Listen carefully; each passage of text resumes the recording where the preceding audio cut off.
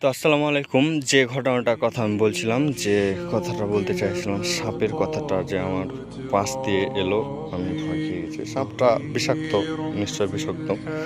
তো আমি ভাবছি আমি তো এখানে পার পেয়ে গেলাম, আমি এখানে বেঁচে গেলাম, আমাকে দেখে উনি পালিয়ে গেল সাপটা। মানে বরঞ্চ আমি ওকে কি দেখে পালিয়ে আসছি, বা ওই আমাকে দেখে পালিয়ে আসছে। ওরও তো একটা জান আছে, কিন্তু একটা কথা মনে রাখবেন, এটা পৃথিবী। যতক্ষণ বেঁচে আছি ততক্ষণ এইটুকু করতে পারছি, ভালো লাগছে, বেঁচে গেলাম, বেঁচে গেলাম, কথা বলতে পারছি আপনাদের সঙ্গে। কিন্তু মৃত্যুর পরে কি হবে? আমার আপনার সবার কি হবে মৃত্যুর পরে আপনার, আমি ধরেন, কবরে যে এতগুলো সাপের কথা বলেছে, বিষাক্ত বিষাক্ত সাপ আমার সঙ্গে, আমাকে কামড় দেবে, আমাকে আজাব দিবে আমার এই সাপ দিয়ে, তখন আমি কিভাবে বাঁচবো? আমি তো এইভাবে হুট করে উঠে বাঁচতে পারবো না।